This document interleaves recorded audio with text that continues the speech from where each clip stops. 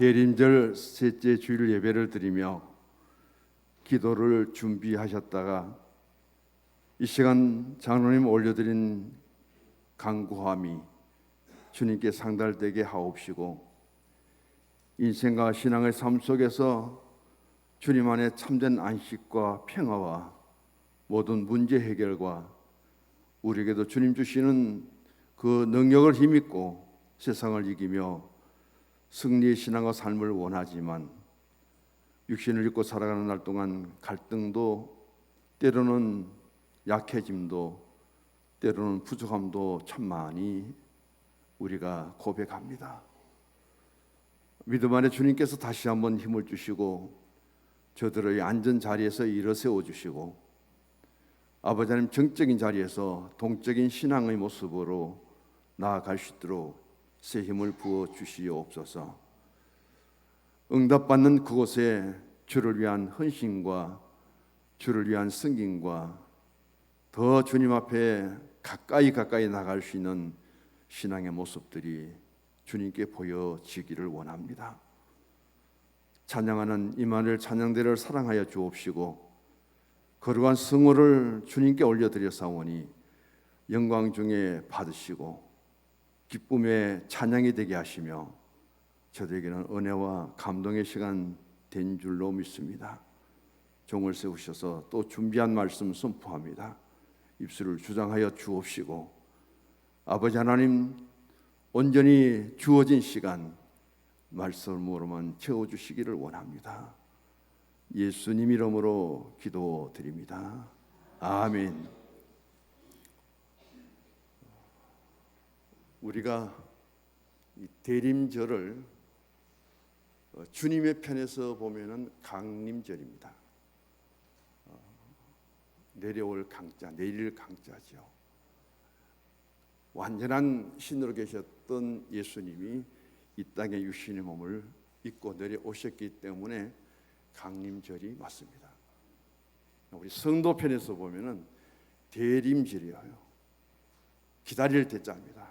간절히 기다리는데 누가 오시기를 기다리느냐? 주님이 다시 오시기를 기다립니다. 그런 면에서 똑같은 절기의 단어가 다른데 그 단어 의미를 찾아보면은 더 깊은 감동이 될 수가 있습니다. 우리는 성탄절에 소수의 사람들이 성탄의 경배자가 됩니다. 첫 성탄에 있어서. 근데 전혀 생각하지도 않고 상상도 할 수 없었던 이 외의 인물들이 성탄의 경배자가 되었다는 사실이 놀랍습니다. 누구냐면은 동방의 박사들이에요. 페르시아라고 하면 지금의 이란과 이라크 쪽이죠. 그 나라가 또 바벨론이죠. 그 페르시아 바빌로니아에서 예루살렘까지 거리가 얼마냐면 1600km예요. 떨어져도 너무 멀리 떨어져 있습니다. 그런데 그분들이 지식이 부족한 사람도 아니고 물질이 없는 사람도 아니에요. 무엇인가 그들이 자신들의 삶에 필요한 것을 요구하고 더 많은 것을 소유하고 그런 데 대한 목적도 욕심도 전혀 없는 사람들입니다. 단 하나, 메시아를 찾아 그들은 경배하기 위해서 그 먼 길을 출발하였고 오는 길은 또 사막길입니다.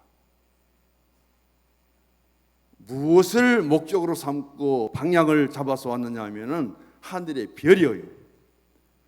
별은 밤에만 뜹니다.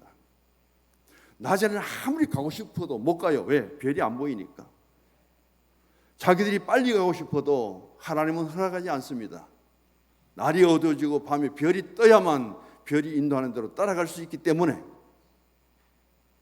그들은 낮에는 자신들이 가진 학문을 통해서 하늘에 나타난 별이 무슨 뜻이냐? 민수기 24장 17절에 한 별이 야곱에게서 나오고 요한계시록 22장 16절에 보면 나는 다윗의 뿌리와 자손이니 곧 광명한 새벽 별이라. 이들은 수없이 하늘을 보고 많은 별들을 보았는데 지금까지 보지 못했던 특별한 한 별이 나타났는데 그 별은 커요. 그런데 강력한 빛을 갖고 있습니다. 아, 저 별이, 저 큰 별이, 저 강력한 빛을 발하는 별이 우리에게 오실 메시아구나. 그 이방인들이 어떻게 그런 믿음을 가졌을까요? 그 먼 길을 오는데도 낮에는 꼼짝하지 않고 그들은 머물러야 되고 밤에 별이 나타나야만 그 큰 별이 인도하는 대로만 따라갑니다. 얼마나 위대해요. 여기에 세 사람의 박사가 등장합니다. 좀 띄워주실래요? 주보에도 나옵니다. 세 박사의 이름 불러봅니다. 첫 번째 멜키오르, 둘째 카스파르, 셋째 발타사르입니다. 우리는 동방 종교를 가리켜서 히랍 종교에 그리고 러시아 정교라고 하고요. 서방 종교를 로만 카톨릭이라고 합니다. 우리 프로테스탄트는 개신교지요. 그런데 개신교는 대체적으로 보면은 예수의 부활을 그리고 재림을 강조합니다. 가톨릭은 예수님의 순환을 가장 강조해요. 그러나 예수님의 탄생에 대해서 가장 강조하고 자세하게 기록해 놓은 곳은 바로 히랍 정교회, 동방 정교회예요. 여기에서 찾았습니다. 세 사람의 이름은 다른 곳에서 나오는데 저 세 사람 중에 멜키오르는 젊은 청년 박사라는 거예요. 이 젊은 청년 박사 멜키오르는 이제 내가 청년으로 사회 활동을 하면서 무엇인가 내가 믿음의 대상을 찾아야 되는데 내 평생 일생 변치 않고 그분만을 나의 구주로 섬길 수 있는 그 메시아를 찾았는데 하늘에 뜬 저 별이 바로 그분일 것이다. 그렇게 생각하면서 내가 찾는 메시아, 하늘의 저 별을 통해서 내가 만나게 되는 메시아를 나는 영원히 변치 않고 그분을 섬기겠습니다. 그런 뜻으로 영원히 변치 않는 황금을 예물로 준비하고 이 청년 박사가 이제 떠납니다. 두 번째 카스파르는 장년이에요. 장년을 살아오면서 어려운 일도 힘든 일도 많았고 우리는 김장로님 기도 중에서도 참 믿음으로 살고 열심히 섬기고 그런 우리가 신앙과 삶을 추구하지만은 얼마나 갈등도 많고 약해질 때도 많고 어려움과 신앙이 많고 때로는 믿음도 다운되고 그럴 때가 많습니까? 살아보니까 참 힘든 일도 많았고 염려도 많았고 걱정도 많았는데 저 카스파르는 하늘에 저 별이 오실 메시아인데 내 인생 장애까지 살았는데 고난도 시련도 아픔도 고통도 염려도 걱정도 많았는데 저 메시아를 통해서 나는 이제까지 누리지 못했던 진정한 평화를 누리고 싶습니다.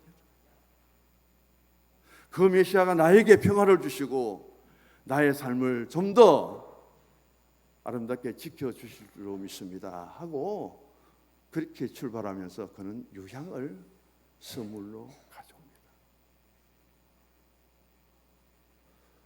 발타사르라는 사람은 노년, 나이가 많아요.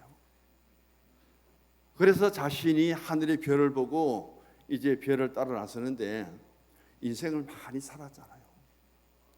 지난 날들을 돌아보니 세상을 중심으로 참 죄도 많이 짓고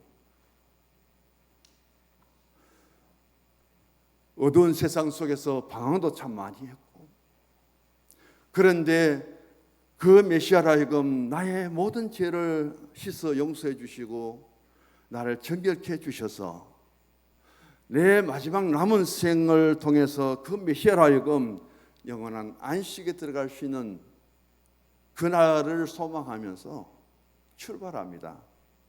그래서 준비해 온 예물이 모략이요. 예수님이 이 땅에 태어나면서 가장 먼저 선물로 받은 것이 모략입니다. 예수님이 땅에서 살다가 마지막 십자가에 죽으십니다. 마지막 선물이 또 뭐냐면 모략이에요. 누가요? 니고데모가 모략과 침양 100건을 가져다가 예수님 시신을 바르잖아요. 메시아로 오신 예수님이 이 땅에 오셔서 많은 축하 선물을 받겠죠. 그 중에 모략을 왜 받았을까요?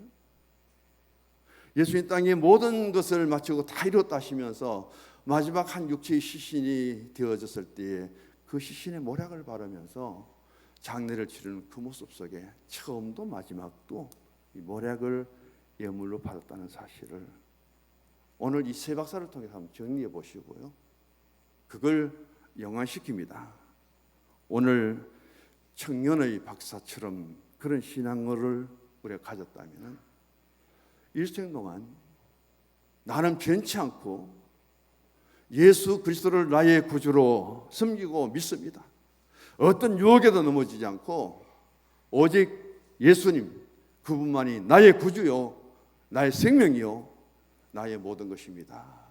그렇게 고백하면서 변치 않는 나의 신앙을 황금은 드리지 못할지라도 영원히 변치 않는 그 신앙 고백이라도 주님 앞에 드리면서 새로운 신앙으로 마음을 가져주시기를 부탁드립니다. 그리고 장인영 박사인 유양, 저 인생의 삶처럼 저도 그래 돌아보면은 웃을 때 기쁠 때보다 눈물도 더 많았고 아픔도 더 많았고 하나님을 섬기고 하나님의 종으로 세움을 받고 기름 부음을 받았다고 하는데 이 육체의 삶을 살아가면서 왜 그렇게 아픔도 많고 어려움도 많은지 뭘 바라겠습니까? 하나님 이제 저에게도 이 살롬의 평화를 주시고 내게도 참 평화를 주셔서 그 남은 삶 참 기쁨과 더 감사로 살아가기를 원합니다. 그런 우리의 마음에 고백이 신앙이 있다면 오늘 우리 교회 안에서 악취를 내는 것이 아니라 향유를 통해서 향기 나는 신앙과 예수 향기를 드러내며 하나님의 교회에 채워줄 수 있는 사람. 우리는 옷을 입고 외출할 때에 향수 몇 방울을 뿌려도 그게 얼마나 좋은 냄새를 드러내는데 신앙의 연륜이 장년이 되고 이만한 연세가 되었다면 하나님께서 내 말과 행동을 통해서 악취가 나고 상처를 주고 아픔을 주는 것이 아니라 내 말 한마디 나의 삶을 통해서 내게도 평화가 필요하지만 다른 사람에게도 평화를 심어줄 수 있는 평화를 만드는 그런 피스 메이커가 되어보겠다고 그런 마음이라도 가지면서 주님 앞에 설 수 있기를 부탁드립니다. 연세 많은 어른들 참 힘들고 어려운 삶을 다 살았죠. 우리에게 남은 것은 하나님의 나라입니다. 소망은 주님밖에 없습니다. 주님 다시 오실 때에 우리는 그 부활의 체에 서면은 지금의 육신과는 다르죠. 지금 늙고 병들고 그리고 가기 싫어도 영원에 가야 되고 그런 우리들이 주님 앞에 변화체의 모습을 서면은 아픔도 없습니다. 눈물도 없고요. 죽음도 없고요. 그곳에서 함께 만나시기를 주의 이름으로 축복합니다. 그 주님 재림 때 변화체의 우리의 모습으로 만나기를 축복합니다. 대답이 없어요. 가장 좋은 곳인데 이렇게 생각하면서 오늘 저는 이 동방 박사들의 성탄에 있어서 첫 번째 보시기 바랍니다. 별을 보고 따라간 믿음이다. 오늘 마태복음 2장을 보셔서 2절에 보면은 우리가 동방에서 그의 별을 보고 그에게 경배하려고 하노라. 내 영혼이 잘 되고 범사가 잘 되고 강건하기 위해서 그 1600km를 우리는 밤에 별을 보고 찾아왔습니다가 아니라, 참 고백이 너무 좋잖아요. 그의 별을 보고 그에게 경배하러 왔노라. 동방의 박사들은 가장 예루살렘에서 가까이 8km밖에 떨어지지 않는 베들레헴에 대제사장도 서기관들도 백성들도 전부 다 그곳에서 메시아가 태어난다고 달달 외우고 알면서도 한 사람도 가지 않았습니다. 한 사람의 경배자도 없습니다. 그런데 이 동방의 박사들이 그 먼 길을 온 목적은 뭐냐? 하늘의 별을 보고 온 목적이 뭐냐? 예수님께 경배하기 위해서 왔다. 우리는 아주 옛날로 돌아가야 됩니다. 유다가 바벨론의 멸망을 당합니다. 그 바벨론이 메데바사에 또 멸망을 당합니다.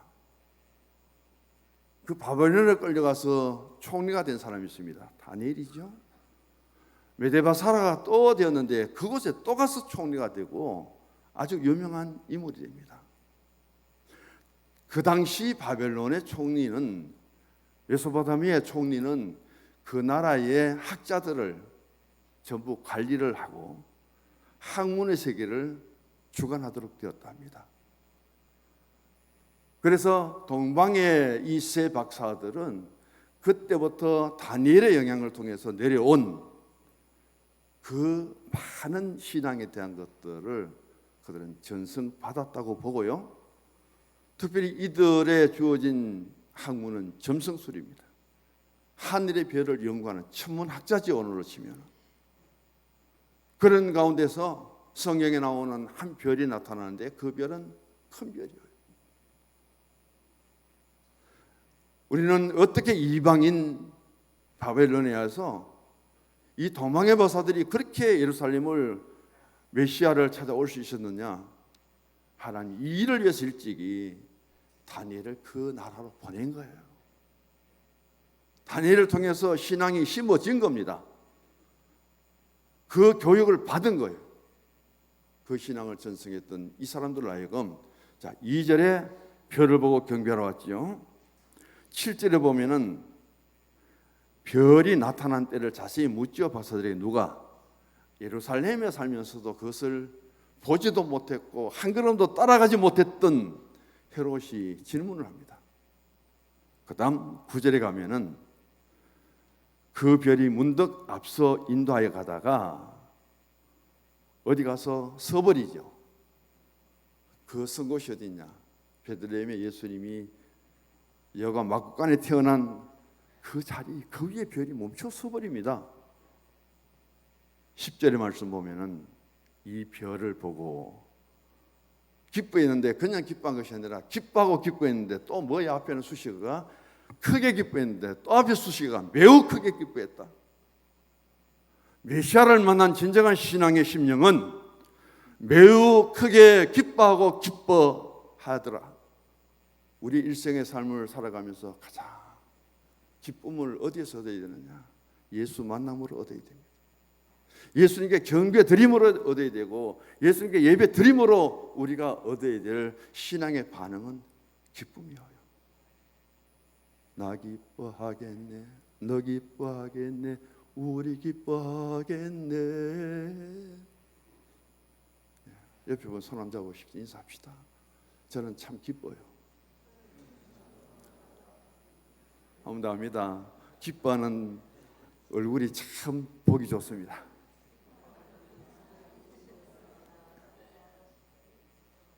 별이라는 단어가 4번 나오는데 도대체 가까이 할 수도 없고 만질 수 없는 그 별인데, 하늘에 뜨는 별인데, 그 별을 통해서 동방의 박사들이 보여주는 반응은 놀라워요.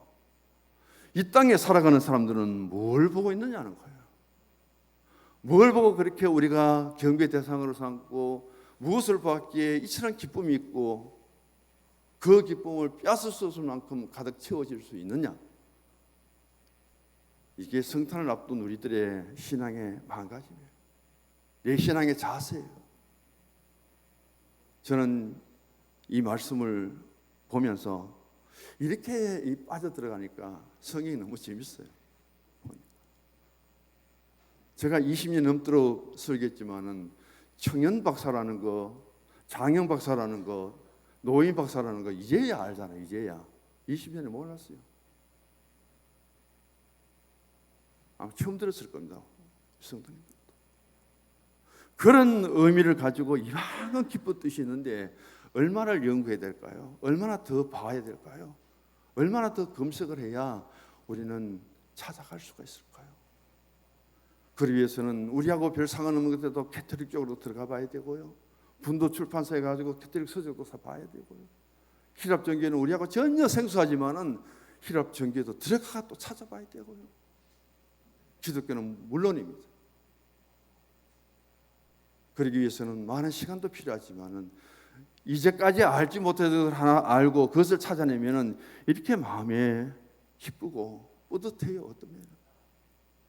오늘 보면 2절 같이 읽어봅니다. 유대인의 왕으로 나시니가 어디 계시냐? 우리가 도망해서 그의 별을 보고 그에게 경배하러 왔노라. 1600km 떨어진 곳에서 우리나라를 말할게요. 삼천리 반도 금수강서 가잖아요. 1600km를 보니까 3천리가 4천리예요.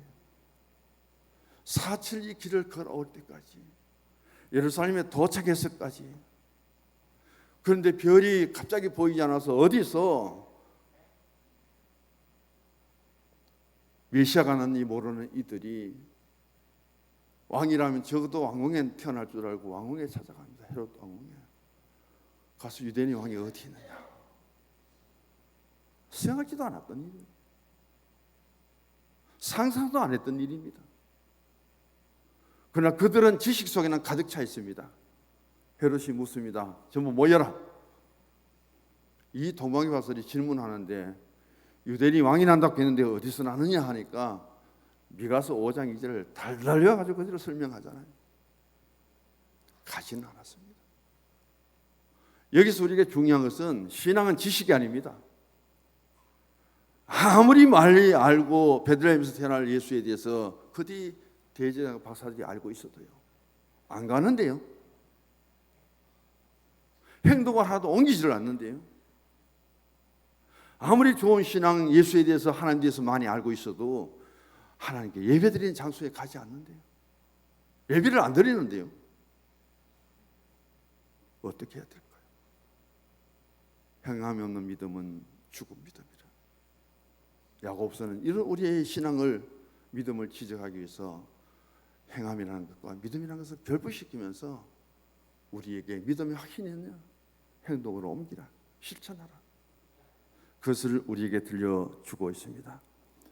오늘 우리는 이 도망에서부터 1600km의 먼 길을 와서 그것도 하늘의 큰 별을 보고 그 별이 인도하는 대로 낮에는 오고 싶어도 못 오고 밤에 별이 인도하는 대로 아마 태풍이 불고 그렇게 광풍이 불어지면은 별이 또 안 보이잖아요.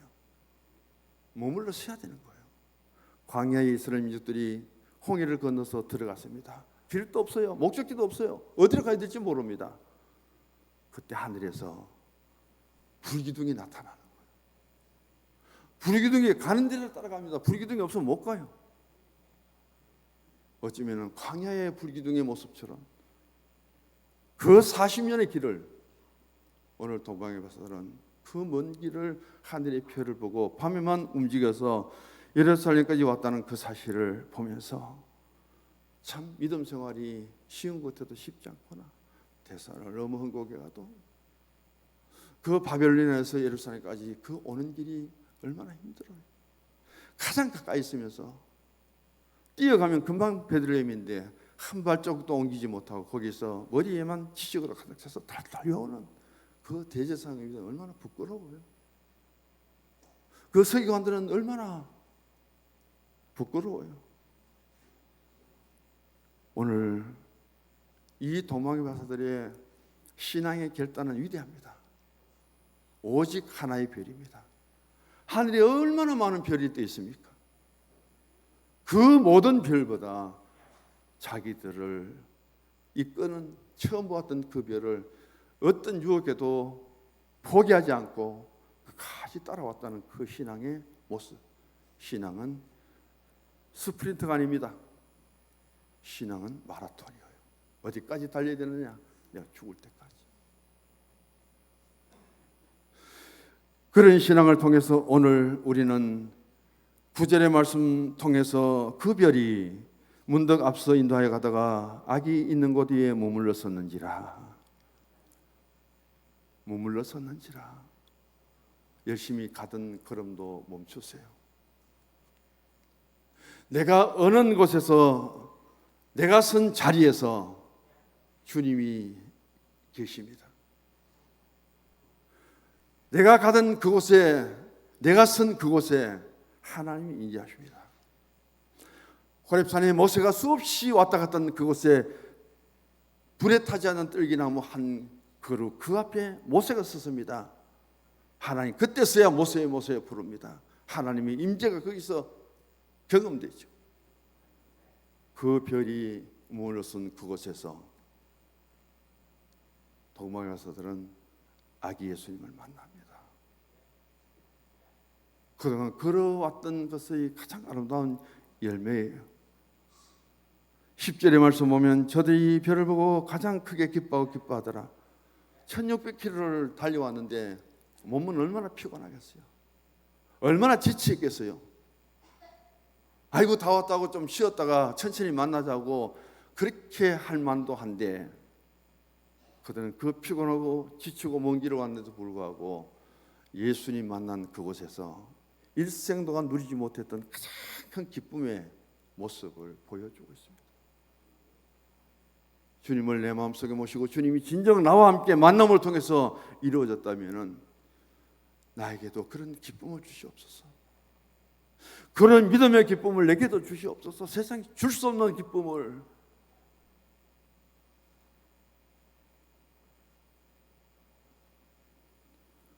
오늘 이들은 그 기쁨의 모습을 아름답게 장식하고 있습니다. 예수 따라가는 길은 쉽지 않습니다. 복음을 순종하는 것도 그렇게 쉽지 않아요. 그러나 이 동방의 바사들의 그 신앙의 여정을 돌아보면서 지금도 힘들죠. 피곤하죠. 지치죠. 그러나 예수님 만나면은 기쁨으로 다 회복될 줄 믿습니다. 그 육신의 모든 것을 다 우리가 벗어나서 내 영의 기쁨으로 충만하게 되어질 때에 우리는 그 기쁨으로 주님 앞에 경배하고 예배드릴 수 있을 줄 믿습니다. 이런 예배가 회복되기를 원합니다. 두 번째인데 성경 같이 읽어봅니다. 동방바살의 첫 성탄은 아기 예수님께 경배하는 믿음이다. 여기 지금 누가 있습니까? 4절에 보면 헤롯 왕이 그리스도가 어디서 나겠느냐 질문하고 6절에 보면은 대답합니다. 유대 땅 베들레헴이라고요. 기독교는 지식의 종교가 아닙니다. 우리 기독교는 마음으로 믿고 행함으로 실천하는 것이 기독교예요. 지식으로 가득 찬 그 대제사장과 서기관들은 왕들 중에 가장 악한 왕이 헤롯이에요. 헤롯은 자기 부인도 죽이고 처갓집 식구들을 몰살시켜버립니다. 자기 아들들도 다 죽여버립니다. 그런 악한 왕과 더불어서 종교 지도자들이 왕궁에 같이 살아가면서 무엇을 했을까요? 예수님이 태어나신 곳 장소까지 알면서도 1600km를 달려온 동방의 바사들이 있는데 예루살렘에서 베들레헴까지 8km밖에 안 돼요. 가장 가까이 있다고? 교회가 가깝다고 열심히 교회 나옵니까? 교회 가까이 있다고 더 열심히 와서 기도합니까? 교회 가까이 있다고 예배 시간 10분, 20분 전에 먼저 출석해서 준비하고 기다립니까? 한번 돌아보시기를 바랍니다. 멀리서 오신 분이 더 빨리 와요. 혹시 예배 늦을까 싶어서 일찍 출발합니다. 오다 보니 더 빨리 와요. 어떻게 11시에 딱 맞춰서 들어옵니까? 준비가 중요한 거예요. 앉자마자 예배 시작되는데, 앉아서 오늘 또 예배 드리는데 목사 보고 온 것도 아니잖아요. 내 자리 채우려고 온 것도 아니에요. 오늘 은혜 받기 위해서 예수님 만나기 위해서 왔다면 단 5분이라도 자세를 갖추고 기도로 준비하다가 예배를 드려야죠. 그곳에 어린 예수님은 예배를 드려도 누가 예배 드리러 왔는지도 모릅니다. 감각도 별로 아직도 없어요. 근데 그곳에는 예수 엄마 마리아가 예수를 품에 안고 있습니다. 그런데 예수님께 경배드리지 않고 누구에게요? 마리아에게 경배드려 버립니다. 메시아가 아니죠. 캐토릭의 마리아 숭배는 이단입니다. 캐토릭의 마리아 숭배는 경배자를 잘못 찾은 거예요. 그 신앙이 기독교와 하나 될 수 없습니다. 동방의 박사들이 얼마나 통찰력이 뛰어났느냐. 마리아가 예수의 엄마일지라도 경배 대상이 아니라는 것을 알고 아직도 자신들이 찾아와서 예배를 드리는지 무슨 선물을 드리는지 황금을 드려도 모르고 누워있는 예수님께 무릎을 꿇고 경배하고 예배를 드린 거예요. 예배 대상자를 잘 찾아야 되는 거예요. 오늘 신천지, 지금 신천지보다 더 크게 또 이단이 하나 생겨났죠. 신옥중가 뭔가 피지섬에 400가정을 보내가지고 피지섬을 아주 통째로 집단으로 만들더만 지금 한국 교회 안에 과천을부터 시작해 엄청나게 파급하고 있습니다. 저게 어쩌면 신천지보다 앞설지도 몰라요. 벌써 교인이 10만 명이랍니다. 그 이단의 도전 앞에 어떻게 해야 될까요? 손자가 할아버지 믿음 약하다고 형편없다고 뺨을 치고 때리고, 아들이 딸이 엄마에게 아빠에게 신앙생활 일밖에 못하냐고 두들 패고 희한한 종교가 생겨나는 거예요. 그리고 회개하라고요. 오늘 우리는 이 땅에 와서 우리의 메시아 되신 예수님께 그 믿음의 대상자를 바로잡고 바른 경배를 드리고 예배드리는 이 시간이 복된 시간인 줄 믿고 나의 신앙에 대해서 감사할 수 있기를 원합니다.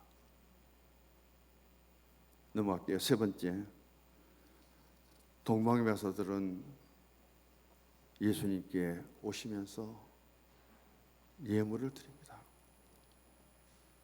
제가 금요 집회 때 말씀을 드렸죠. 수요일을 드렸습니까? 예수님이 애굽으로 피신하며 도망을 피난 가지요. 2년 피난했다 거기서 나사렛으로 다시금 돌아옵니다. 왜? 헤롯이 죽였기 때문에. 그럼 애굽 땅에 가서 예수님이 살아야 되고 2년 살아야 되고 나사렛에 와서 예수님이 살았기 때문에 나사렛 예수잖아요. 그럼 예수님이 어릴 적에 무엇으로 살았을까요? 이 도망의 박사들이 선물로 준 황금을 팔아가지고 살았답니다. 예나 지금이나 황금이 가치가 얼마나 많아요. 도망의 박사들이 하나님이 어떻게 준비해서 그들이 황금을 선물로 주었는지, 그때도 황금이면은 가장 가치 있는 거죠. 그 선물 받은 황금을 갖고 예수님이 가정이 팔아서 애굽 땅에 2년 피난 생활, 그리고 나사렛에서 사는 동안 물질적인 어려움 없이 살았다는 거예요. 누구 때문에? 동방의 박사들의 선물 때문에. 누가 보냈어요? 하나님 보낸 거예요. 그런 의미 속에서 우리는 성탄절에 예물을 드리는 거예요. 누구를 따라서? 동방의 박사들을 따라서. 그것에 하나님이 함께 하시고, 그것에 우리는 참된 경배가 드려져야 되고, 그것에 우리가 가장 큰 영적인 기쁨을 회복해야 되고, 그것에 하나님 만날 수 있는 그 날이, 그 시간이 이제 성탄절이 다가옵니다.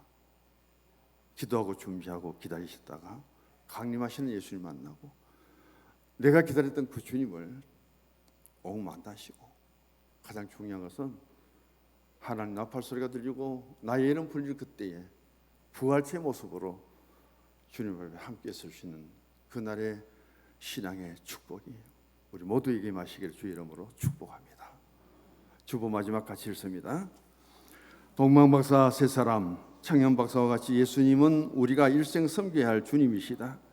장현 박사와 같이 예수님은 인생의 문제를 해결해 주시고 평화를 주시는 평화의 왕이시다. 노년 박사처럼 예수님은 내 인생의 모든 죄를 깨끗이 용서해 주시고 하나님의 자녀되게 해 주셨다. 성탄절에 오신 예수님을 찬양하며 다시 오실 예수님을 소망합니다. 아멘.